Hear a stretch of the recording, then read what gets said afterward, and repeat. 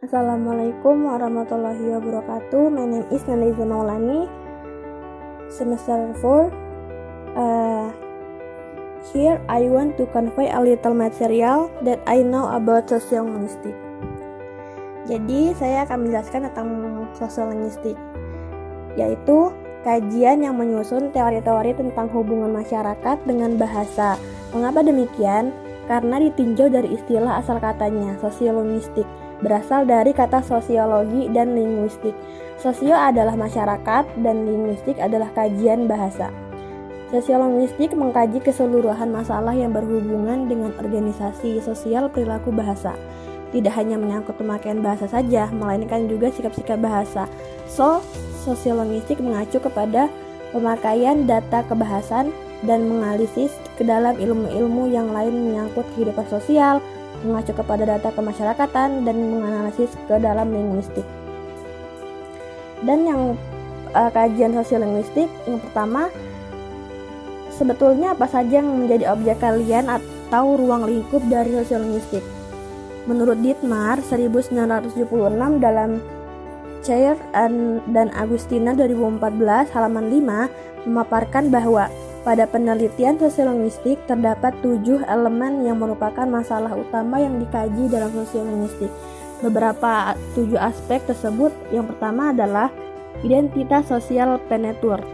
Yang kedua, identitas sosial dari pendengar yang terlibat dalam bahasa komunikasi. Yang ketiga, lingkungan sosial tempat proses komunikasi. Dan yang keempat, analisis sinkronik dan dikronik dari dialek-dialek sosial. Yang nomor 5, penilaian sosial yang berbeda oleh penutur akan perilaku bentuk-bentuk ujaran.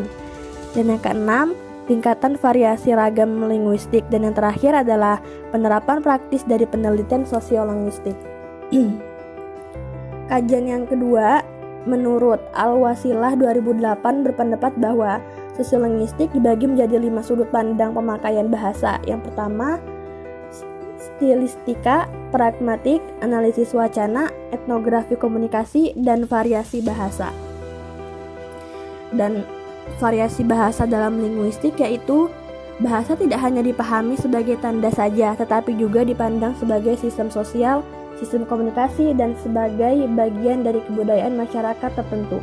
Oleh karena itu, penelitian yang menggunakan pendekatan sosiolinguistik akan memperhitungkan bagaimana pemakaiannya di dalam masyarakat yang dipengaruhi oleh faktor-faktor sosial. Wujud variasi bahasa adalah salah satu aspek kajian yang paling sering dilibatkan.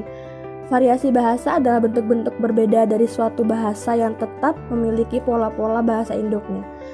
Menurut Mariono 2002 halaman 18 membagi wujud variasi menjadi bahasa menjadi idiolek, dialek, tingkat tutur, speech levels, ragam bahasa, dan register. Berikut adalah penjelasan dari masing-masing variasi bahasa. Yang pertama adalah idiolek. Idiolek adalah variasi bahasa yang sifatnya individual, maksudnya sifat khas tuturan seseorang berbeda dengan tuturan orang lain. Yang kedua ada dialek. Dialek merupakan variasi bahasa yang dibedakan oleh perbedaan asal penutur dan perbedaan kelas sosial penutur. Yang ketiga, tingkat tutur. Tingkat tutur adalah variasi bahasa yang disebabkan oleh adanya perbedaan anggapan penutur tentang relasinya dengan mitra tutur. Yang keempat, ragam bahasa. Ragam bahasa adalah variasi bahasa yang disebabkan oleh adanya perbedaan dari sudut penutur, tempat, pokok, turunan, dan situasi. Dan yang terakhir adalah register. Register adalah variasi bahasa yang disebabkan oleh adanya sifat-sifat khas keperluan pemakainya.